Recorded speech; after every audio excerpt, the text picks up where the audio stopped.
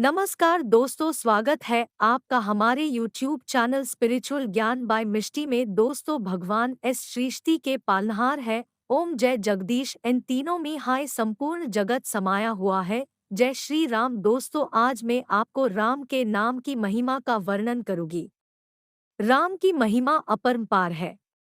राम खुद कह गए, राम से बड़ा राम का नाम। तो जो बात स्वयं राम कह गए वो कैसे गलत हो सकती है। दरअसल जीवन का आधार ही राम नाम है। हर जगह राम नाम की महिमा का गुणगान है। राम सिर्फ एक नाम नहीं है। राम नाम तो सबसे बड़ा मंत्र है। राम नाम की महिमा तो ये है कि सदाशिव भोले शंकर भी राम नाम जपते रहते हैं। इसी नाम का वो हर प्रहर जाप करते रहते हैं। संसार चल ही राम नाम से रहा है। सूर्य, चंद्रमा, अग्नि, वायु सभी में जो शक्ति है वो सब राम नाम की है। राम नाम तो अविनाशी है। दुनिया इधर से उधर हो जाए, सब कुछ बदल जाए, पर यह राम नाम जो का त्यों यूं ही सदा बना रहेगा।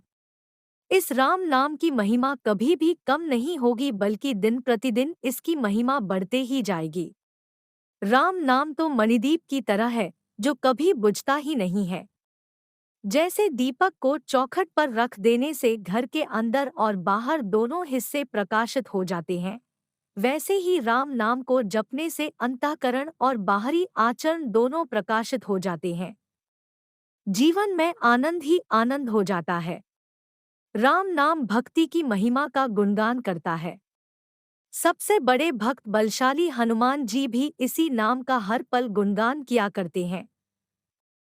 इसी नाम की ध्वनि से वो खुश होते हैं। ये केवल एक नाम नहीं है, भक्त की भक्ति है राम नाम, वीर की शक्ति है राम नाम, हनुमान जी का बल है राम नाम। राम के दोनों अक्षर मधुर और सुंदर है। राम राम कहने से मुंह में मिठास पैदा होती है। राम नाम तो अमृत के समान है।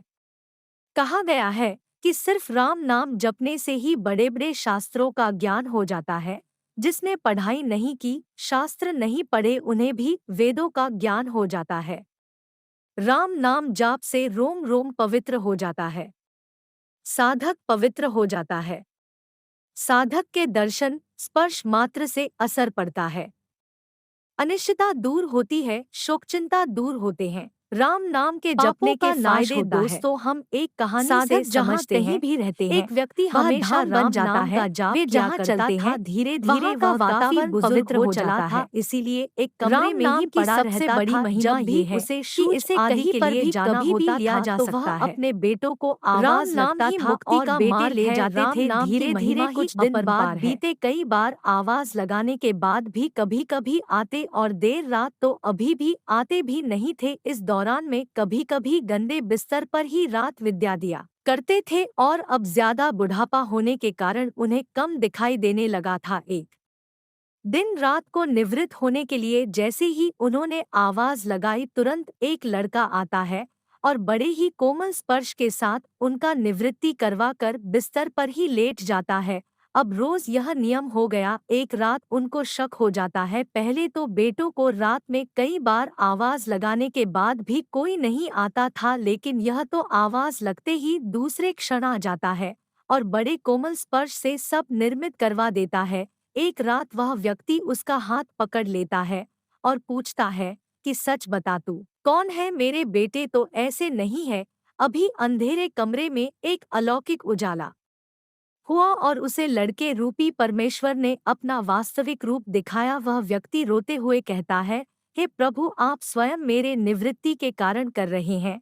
यदि मुझसे इतने प्रसन्न हो तो मुक्ति ही दे दो ना। प्रभु कहते हैं कि जो आप बहुत रहे हो वह आपके प्रारब्ध है। आप मेरे सच्चे साधक हैं, हर समय मेरा नाम जाप करते हैं, इसीलिए मैं आपके प्रारब्ध भी आपकी सच्ची साधना के कारण स्वयं कटवा रहा हूँ। व्यक्ति कहता है कि मेरे प्रारंभ आपकी कृपा से बड़े हैं, क्या वह मेरी प्रारब्ध नहीं काट सकते? प्रभु कहते हैं कि मेरी कृपा सर्वोपरि है, यह आवश्यक आपके प्रारब्ध काट सकते हैं, लेकिन फिर अगले जन्म में आपको यह प्रारब्ध करने के लिए फिर से जन्म लेना पड़ेगा। यही कम नियम है, इसीलिए आपके प्रारब्ध में स्वयं अपने हाथों से कटवा कर इस जन्म मरण से आपको मुक्ति देना चाहता हूँ। ईश्वर कहते हैं कि प्रारब्ध 3 तरह के होते हैं, मध्य तीव्र और तीव्रतम। मध्य प्रारब्ध मेरा नाम जपने से कट जाते हैं।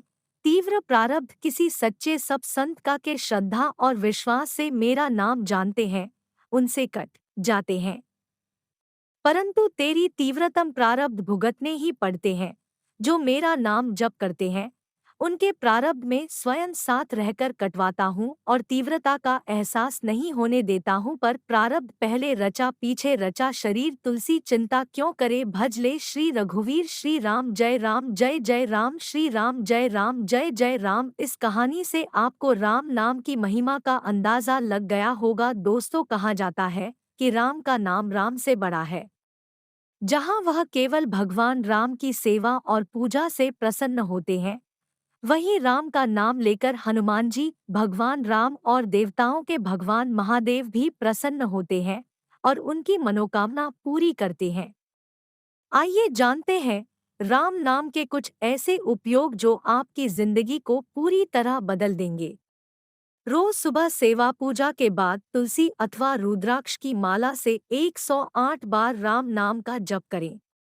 इससे आपके ऊपर आने वाले कष्ट ऐसे खत्म हो जाएंगे जैसे सूर्य की धूप निकलते ही ओस की बूंदें उड़ जाती है।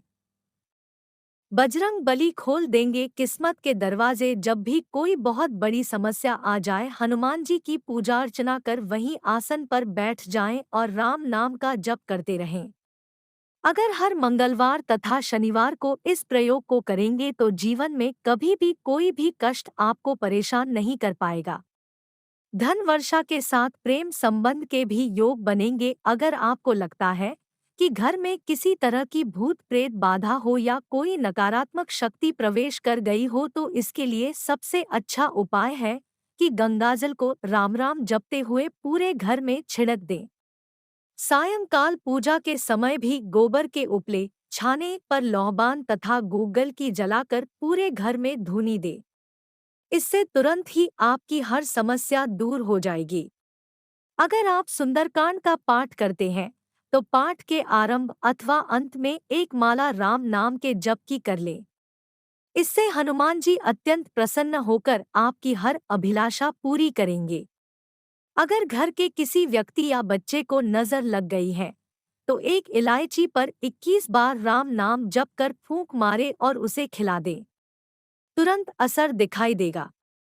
मंगलवार को 3 बार राम का नाम लेकर हनुमान जी के निमित्त बंदरों को गुड़चने खिलाएं।